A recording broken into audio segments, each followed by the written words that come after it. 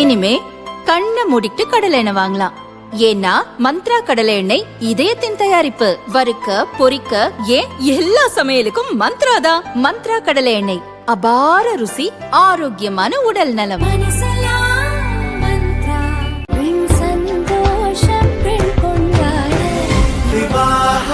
மணப்பெண்ணின் பிரத்யேகமான திருமணம் விவாஹா தி சென்னை சில்க்ஸ். வணக்கம். செய்தி சுருக்கம். ஒவ்வொரு குடும்பத்துக்கும் 10,000 ரூபாய் கருணை தொகை, பழனிசாமி வாக்குறுதி. ஜெயலலிதா பிறந்தநாள் விழாவை முன்னிட்டு அதிமுக பொதுச் செயலாளர் பழனிசாமி தேர்தல் வாக்குறுதிகளை வெளியிட்டார். அதிமுக ஆட்சிக்கு வந்ததும் ஒவ்வொரு வீட்டுக்கும் 10,000 ரூபாய் கருணை தொகை வழங்கப்படும். ஆண்டுதோறும் பொங்கல் பரிசு தொகையாக 1000 ரூபாய் வழங்கப்படும் என்று அவர் வாக்குறுதி அளித்தார். மக்களின் சுமையை குறைக்கும் வகையில் அனைத்து இந்திய அண்ணா திராவிட முன்னேற்ற கழக ஆட்சி அமைந்தவுடன் ஒவ்வொரு குடும்பத்திற்கும் கருணை தொகையாக 10,000 ரூபாய் வழங்கப்படும். அறிவிப்பு 2. வேலைவாய்ப்பு அலுவலகங்களில் நம்முடைய இளைஞர்கள் பதிவு செய்து வேலைக்காக காத்திருக்கும் பட்டதாரிகளுக்கு மாதந்தோறும் 2,000 ரூபாயும் +2 வரை படித்து வேலைவாய்ப்பு அலுவலகத்தில் பதிவு செய்துள்ளோருக்கு மாதந்தோறும் 1000 ரூபாய் உதவித்தொகை வழங்கப்படும். அறிவிப்பு 3. மீன்பிடி தடைக்காலங்களில் மீனவர்களுக்கு தற்போது வழங்கப்பட்டு வரும் நிவாரணத் தொகை 8,000 ரூபாய். இந்த 8,000 ரூபாயிலிருந்து அதிமுக ஆட்சி மலர்ந்தவுடன் 12,000 ரூபாயாக உயர்த்தி வழங்கப்படும். ஒவ்வொரு ஆண்டும் தைப்பொங்கல் அன்று வழங்கப்பட்டு வரும் பொங்கல் தொகுப்புடன் சேர்ந்து 1000 ரூபாய் பொங்கல் பரிசாக வழங்கப்படும். 9 அம்ச கோரிக்கையை வலியுறுத்தி வருவாய்த்துறை காலவரையற்ற போராட்டம். 9 அம்ச கோரிக்கைகளை வலியுறுத்தி வருவாய்த்துறையினர் காலவரையற்ற வேலைநிறுத்த போராட்டத்தை துவக்கியுள்ளனர். ஓய்வூதிய திட்டத்தில் அரசு ஊழியர்களிடம் பிடித்தம் செய்யப்படும் 10% பங்களிப்பை ரத்து செய்ய வேண்டும். சிறப்பு பணி பாதுகாப்பு சட்டத்தை இயற்ற வேண்டும். அனைத்து நிலை அலுவலர்களுக்கும் மேம்படுத்தப்பட்ட ஊதியம் மற்றும் தனி ஊதியம் வழங்க வேண்டும். கிராம உதவியாளர்களுக்கு வரையறுக்கப்பட்ட காலமுறை ஊதியம் வழங்க வேண்டும். காலி பணியிடங்களை நிரப்ப வேண்டும் உள்ளிட்ட 9 அம்ச கோரிக்கைகளை வலியுறுத்தி போராட்டம் நடக்கிறது. இதன் ஒரு பகுதியாக திருவாரூர் கலெக்டர் அலுவலகத்தில் 1000த்திற்கும் மேற்பட்ட வருவாய்த்துறை ஊழியர்கள் பணியை புறக்கணித்து போராட்டத்தில் ஈடுபட்டனர். இதனால் பட்டா மாறுதல், நில அளவை சான்றிதழ் போன்றவற்றை பெற வந்த மக்கள் அவதியடைந்தனர். ஜெயலலிதாவின் கருணை உறுதி, வியக்கும் பிரதமர் மோடி, அமித்ஷா. இன்று முன்னாள் முதல்வர் ஜெயலலிதாவின் 78வது பிறந்த நாள். இதை முன்னிட்டு பல்வேறு அரசியல் தலைவர்கள் அவரை நினைவு கூர்ந்து அறிக்கை வெளியிட்டுள்ளனர். பிரதமர் மோடி எக்ஸ் வலைதளத்தில் தமிழில் வாழ்த்து கூறியுள்ளார். அதில் அவர் கூறியிருப்பதாவது: ஜெயலலிதாவை அவரது பிறந்த நாளில் நினைவு கூறுகிறேன். மனம் கவர்ந்த தலைவர் மற்றும் தலைசிறந்த நிர்வாகியாக எண்ணற்ற மக்களின் இதயங்களிலும் மனங்களிலும் அவர் இடம் பிடித்துள்ளார்.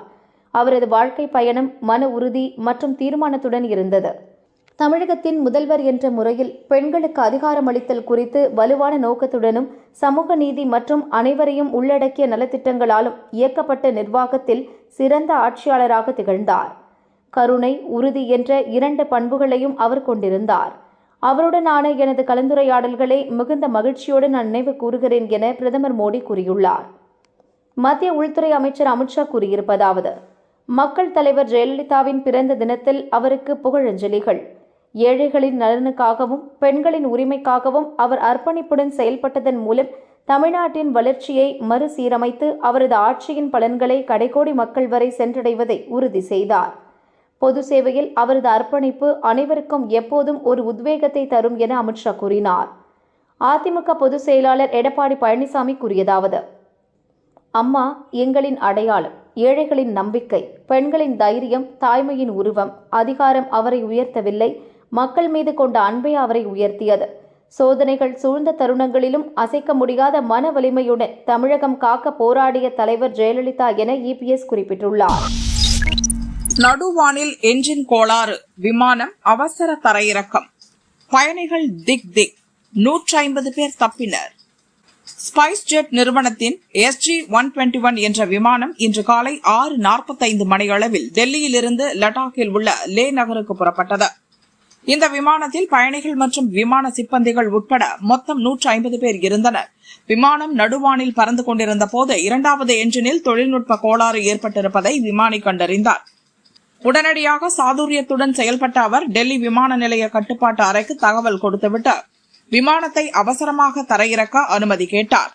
இதனால் விமானத்தில் இருந்த பயணிகளிடையே பெரும் பதற்றம் ஏற்பட்டது. விமானம் பாதுகாப்பாக தரை இறங்குமா என்ற அச்சத்தில் உறைந்தனர். அடுத்த சில நிமிடங்களில் விமானத்தை டெல்லி விமான நிலையத்தில் அவசரமாக தரையிறக்கினார் விமானி.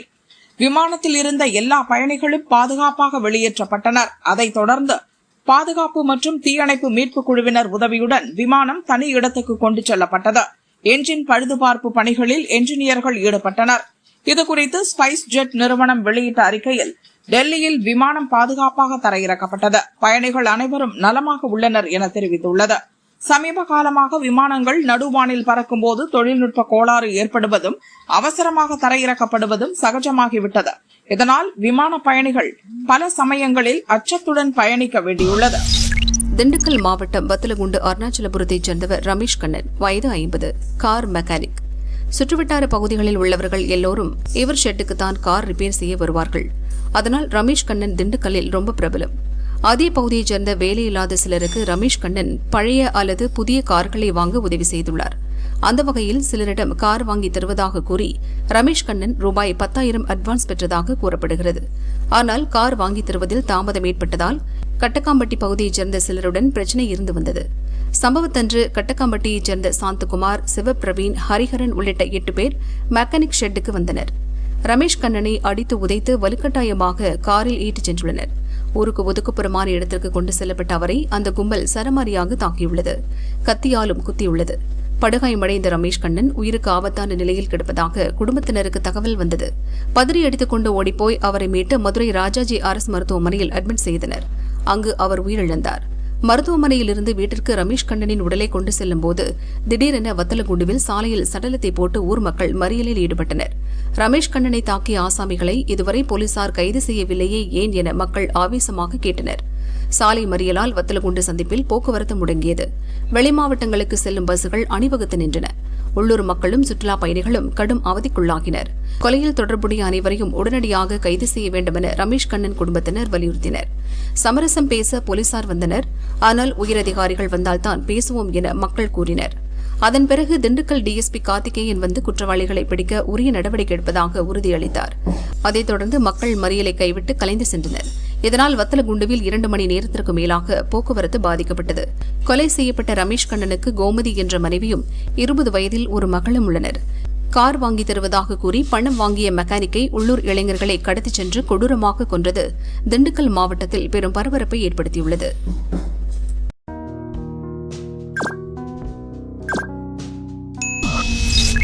தங்கம் விலை மீண்டும் உயர்வு, 1,20,000 நெருங்கும் சவரன்.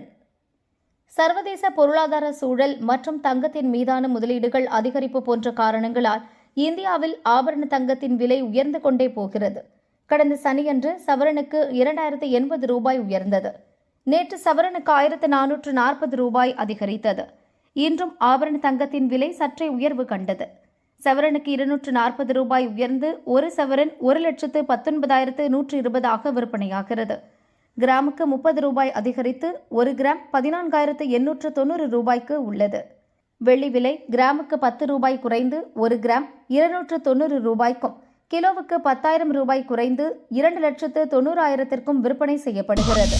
காதல் விவகாரத்தில் இளைஞர் வெறியாட்டம், சிறுமி பாட்டி கதை முடிந்தது.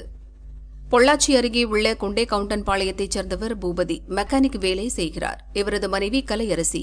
இந்த தம்பதிக்கு 18 மற்றும் 17 வயதில் 2 மகள்கள் உள்ளனர். 2வது மகள் அப்பகுதியில் உள்ள பள்ளியில் +1 படித்து வந்தார். இந்த நிலையில் கப்பலாங்கரையைச் சேர்ந்த அபிஷேக் என்ற வாலிபர் +1 படிக்கும் சிறுமியை ஒருதலையாக காதலித்து வந்ததாக கூறப்படுகிறது. பள்ளிக்கு செல்லும் வழியில் சிறுமியை பின்தொடர்ந்த வாலிபர் காதலிக்குமாறு தொந்தரவு செய்துள்ளார். இதனால் சிறுமியின் படிப்பை பெற்றோர் பாதியிலேயே நிறுத்தினர்.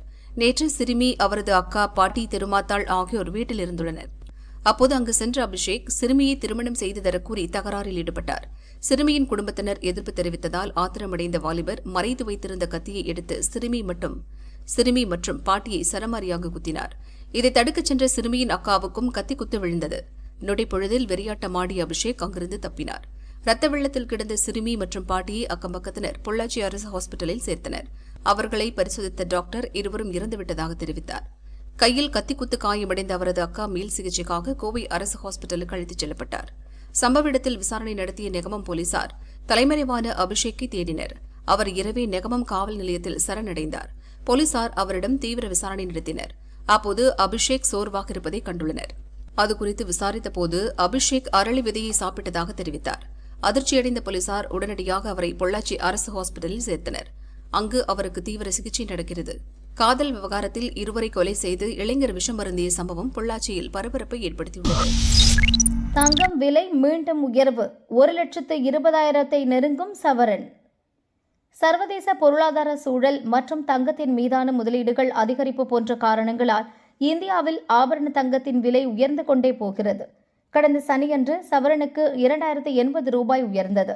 நேற்று சவரனுக்கு 1,440 ரூபாய் அதிகரித்தது. இன்றும் ஆபரண தங்கத்தின் விலை சற்றே உயர்வு கண்டது. சவரனுக்கு 240 ரூபாய் உயர்ந்து ஒரு சவரன் 1,19,120 விற்பனையாகிறது.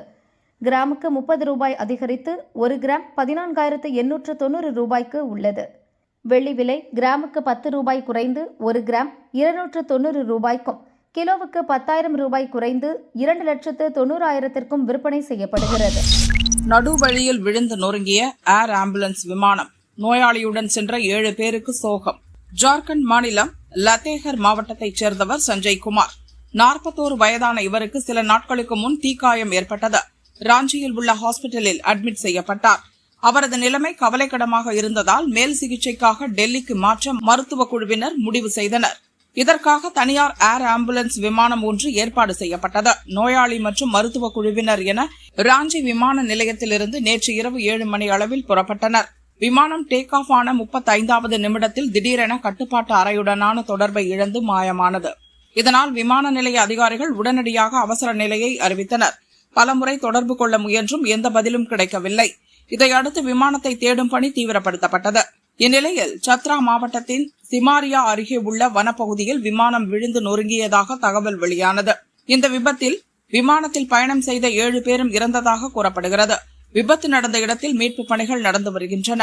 மோசமான வானிலை விபத்துக்கு காரணமாக இருக்கலாம் என முதல்கட்ட தகவல்கள் தெரிவிக்கின்றன.